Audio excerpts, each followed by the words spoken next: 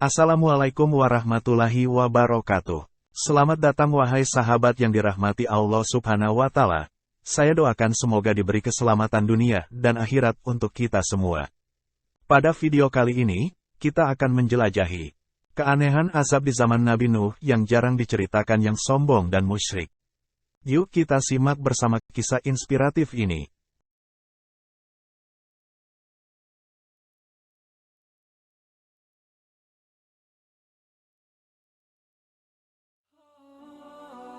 Saat nama Nabi Nuh alaihissalam disebut, mungkin sebagian muslim teringat dengan mukjizatnya yang berupa bahtera dan banjir bandang sebagai bentuk azab dari Allah Subhanahu wa Ta'ala. Bagaimana kisah azab kaum Nabi Nuh alaihissalam?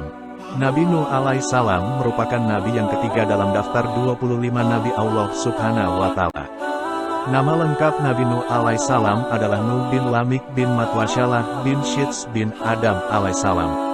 Ibnu Katsir dalam bukunya yang berjudul Kisah Para Nabi menyebut, ulama memperkirakan bahwa Nabi Nuh alaihissalam lahir 126 tahun setelah Nabi Adam wafat.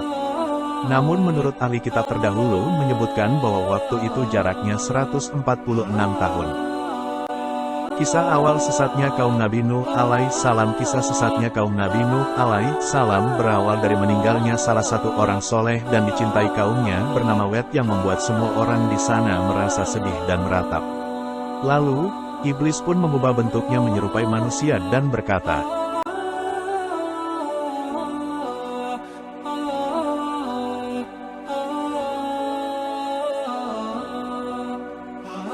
"Sesungguhnya, aku mengetahui apa yang kalian rasakan atas kematian orang ini, Wed. Bagaimana menurut pendapat kalian jika aku membuat sebuah gambar yang serupa dengannya, sehingga ia selalu berada di tengah-tengah perkumpulan kalian dan kalian pun selalu ingat kepadanya?" Lalu mereka menjawab, "Ya."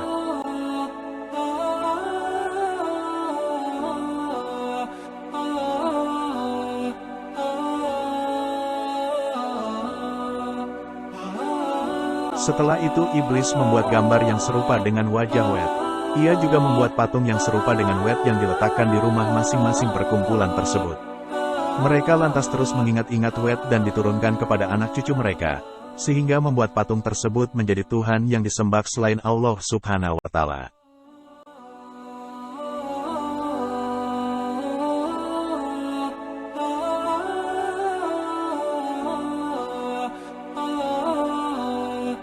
Diutusnya Nabi Nuh alaihissalam untuk kaumnya di tengah-tengah kesesatan kaum tersebut, Allah Subhanahu wa Ta'ala mengutus salah satu hambanya yang bernama Nuh sebagai rasul pertama yang diutus Allah Subhanahu wa Ta'ala kepada penduduk bumi. Nabi Nuh alaihissalam menyuruh kaumnya untuk menyembah Allah Subhanahu wa Ta'ala.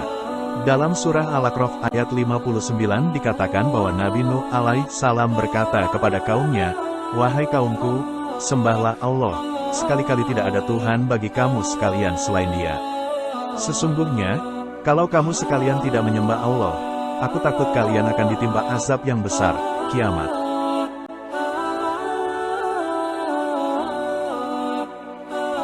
Namun, perjuangan Nabi Nuh alaihissalam untuk mengembalikan kaumnya dari jalan yang sesat ini tidak membuahkan hasil. Bahkan, mereka semakin tenggelam dalam kesesatan dan kesombongan. Mereka semakin giat untuk menyembah berhala, mengejek Nabi Nuh alaihissalam dan ajarannya, dan bahkan berbuat jahat kepada pengikut beliau yang telah beriman.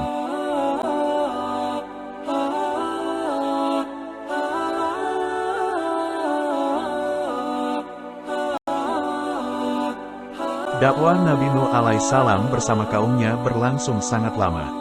Menurut surah Al-Ankabut, ayat 14 dijelaskan bahwa beliau berdakwah selama 950 tahun lamanya.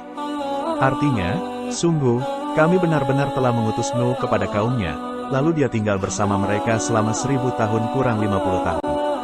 Kemudian, mereka dilanda banjir besar dalam keadaan sebagai orang-orang zalim.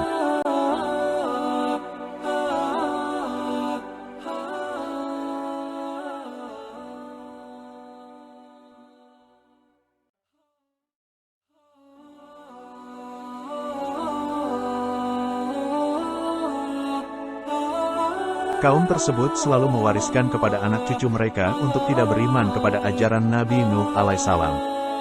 Dan hal tersebut terus berlangsung sangat lama. Seiring berjalannya waktu, Nabi Nuh alaihissalam pun telah putus asa untuk berdakwah pada kaumnya yang zalim dan sesat itu. Beliau menyadari bahwa sudah tidak ada kebaikan atau kemaslahatan yang bisa diharapkan dari diri mereka.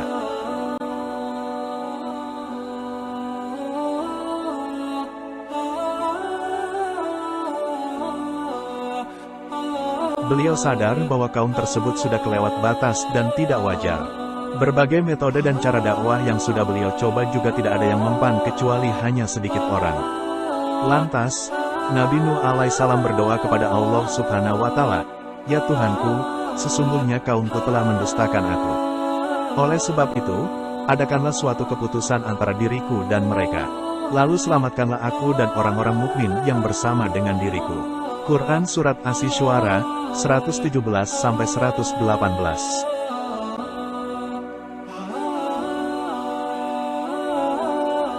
Lalu Allah Subhanahu wa Ta'ala pun memerintahkan Nabi Nuh alaihissalam dan orang-orang mukmin untuk membuat bahtera yang besar.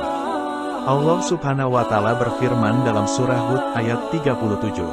Artinya, buatlah bahtera dengan pengawasan dan petunjuk wahyu kami, dan janganlah engkau bicarakan lagi denganku tentang nasib orang-orang yang zalim. Sesungguhnya mereka itu akan ditenggelamkan.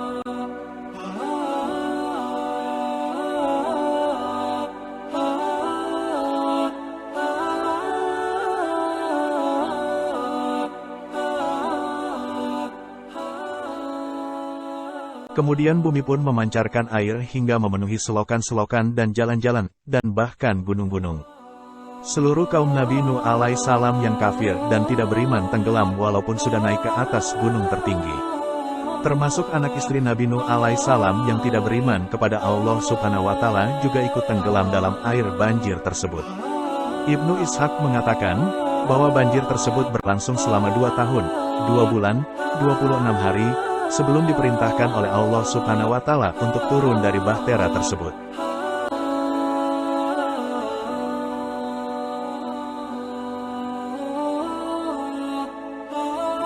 Setelah air surut, semua yang selamat dari banjir turun dari kapal dan bersyukur kepada Allah Subhanahu wa Ta'ala. Nabi Nuh alaihissalam lantas berinisiatif untuk menyembelih binatang-binatang yang halal untuk dikurbankan kepada Allah Subhanahu wa Ta'ala.